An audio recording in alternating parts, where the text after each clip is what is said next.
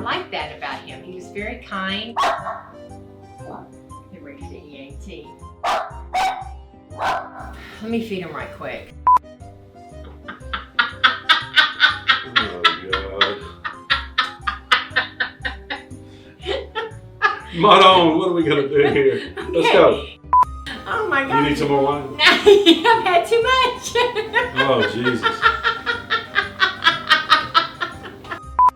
Okay. We'd like for people to know how to make lasagna.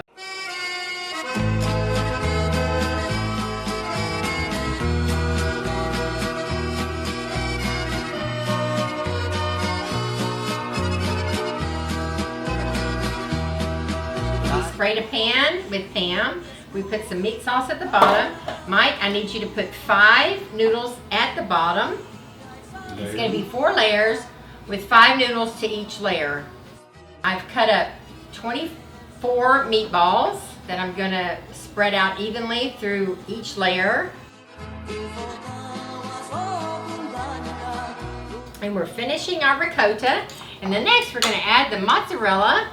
It's another layer of cheese. And then we're going to add the Parmigiano Reggiano. And we'll be ready for another layer. Mike, the noodles. Here we go. I got to tell y'all, I'm full-blooded Italian. And us Italians, we love our old stories. When I get together with all my old friends, which is pretty much every day. Oh, yeah. Yeah. Mm-hmm. We tell old stories, we laugh, we cry. Matter of fact, I got a couple of them for you later on in the show. Wait till y'all hear them. Yeah. Oh boy. So. You don't want it really a lot of sauce. Because you don't want it. You want it to slice well after it's baked. Here we go. Putting in the last touch on the noodles. Now, Sandy, what do we put on top? We're going to put some sauce. And see, there's that cheese that didn't melt. We're going to add it right here. All that cheese rind that didn't melt into the sauce, it's just going to add another layer of flavor. Go ahead and put the mozzarella. I'm going to put some meatballs on there. Okay, we're going to put the rest of this ricotta on. A lot of people call it ricotta. Mike's mother always said ricotta. Okay, so we've got 4 layers, all ready to go in the oven, 350 for an hour. And then we'll add some more mozzarella before it comes out because we don't want to brown the mozzarella. And there you go. All Lasagna's done. Okay, I promise y'all a story. Let me tell y'all the story about the first day Sandy and I met. Oh boy. Me and the guys are out in the front yard washing cars like we do every weekend. Here comes this Camaro by, and this girl's hanging out of the window. Drinking. Hanging out? Yeah, he was poking out of the window drinking a bottle of Jack Daniels. I did not have a bottle sticking out. Okay. I wasn't hanging out the window with Jack Daniels, okay? But yes, Robin and I were riding around all day. We'd gone to Galveston, gone to her grandfather's apartment, townhome to go swimming. It was Memorial 1974, Memorial Day 1974. I had a long breakup with a boyfriend and my heart was broken, and she told me she knows where there's always a bunch of guys hanging out on a corner in Glenford Valley. And she was right. There was a bunch of guys out. So they stopped and talked to the guys. They pulled over. Hey, what y'all doing? How y'all doing? So I said, hey, we're doing all right. Hey, how about y'all come by later on? We're going to have a party at my house. My mom and dad were always out of town on the weekends. I saw him right when I drove up. Didn't even pay any attention to me at all. So they came back that night, and we were playing cards and everything. They came in, and it was me and 3 or 4 friends of mine. Sandy and Robin rolled in, and the party was on, let me tell you. When he met me, I was in a bathing suit with a cover up. I'd been at the beach all day long. Black bikini. Yeah, I was. Boy, she looked good too, let me tell you. I better had. Yeah. He'd been with a lot of girls before me, that's for sure. Not that good. Yes, he had. He had some friends that were very friendly and made me uncomfortable, and I didn't realize we were going to be the only girls at the party. I remember being so tired of these very friendly guys that I sat next to Mike and I said, your friends are too friendly, okay? And after that, I mean, it was a lightning bolt. I loved him right when we sat down and we talked. The first thing he talked about and he showed me was his family pictures. I mean, you know, what guy in his 20s is showing his family photos to somebody he just met for the first time that I was night? proud of my family. And I love that. I love that about him. The last thing I told Mike when I was leaving, I'm only 17. I'm never going to see you again. I really didn't think I'd ever see him again. And it took 2 weeks for him to call me, but he did. You know, as Italians, we got to play hard to get. Yeah, I don't know why. I don't know why you had to play hard to get. So 2 weeks later, I call her. I said, hey, Sandy, this is Mike Pontello. Would you like to go out? And she, of course, said yes. I said, okay.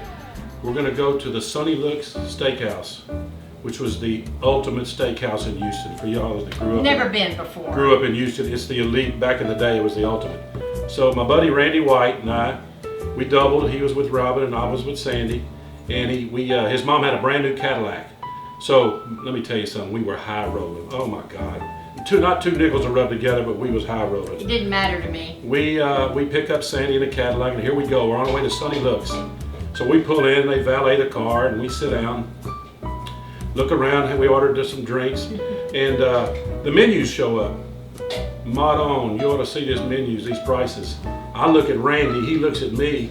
We're about to crawl under the table. We don't have that much money. I could hear him kind of complaining. It kind of scared me. I didn't know what I was going to order. I was afraid we were going to have to do dishes to get out. So I said, Randy, let's go to the bathroom.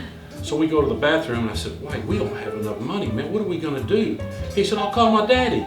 He'll meet us in the parking lot, bring us some money. I said, man, I can't do that. I'm trying to impress this girl. I think I'm in love.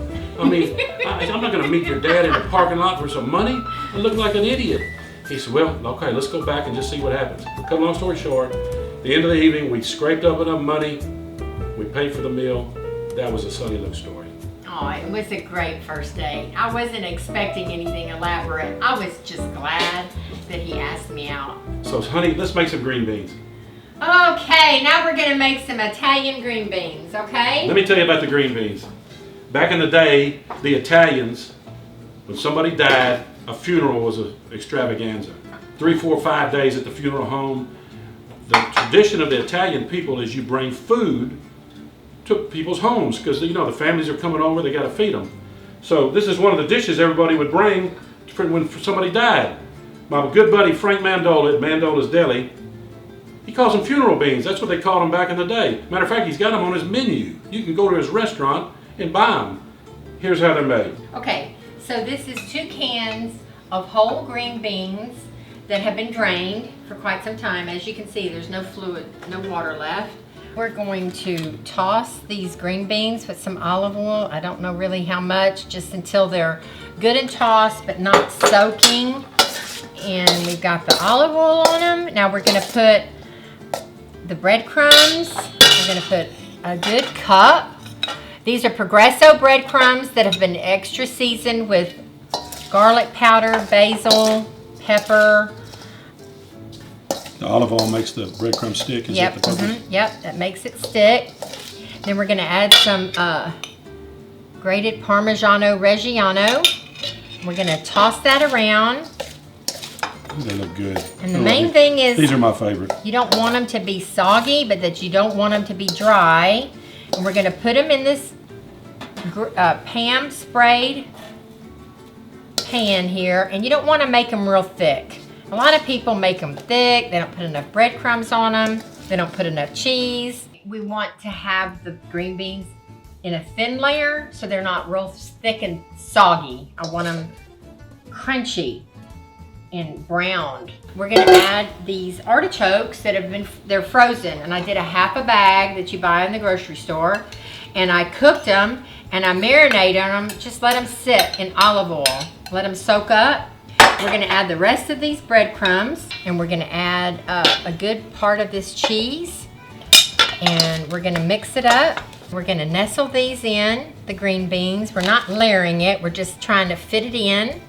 We're gonna bake this in the oven at 350, probably for 30-40 minutes until it's all really golden and crunchy on top. And we might need to add just a little bit of olive oil. The olive oil makes it good and flavorful.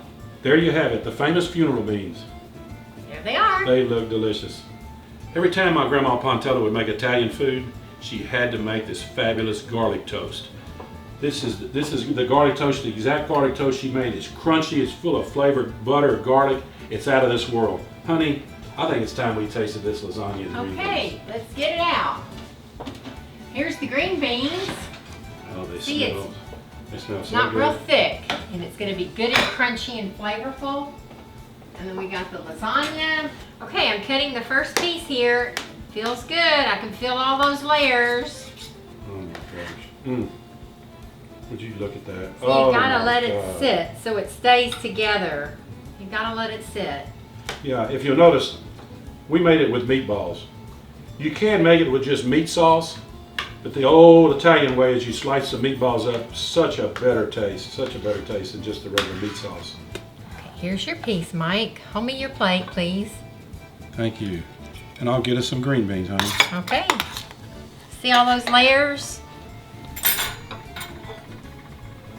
Oh, these artichokes look Yeah, divine. just a little bit.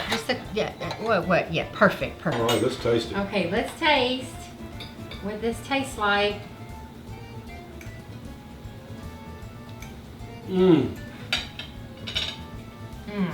That infused sugar sauce, it's the best.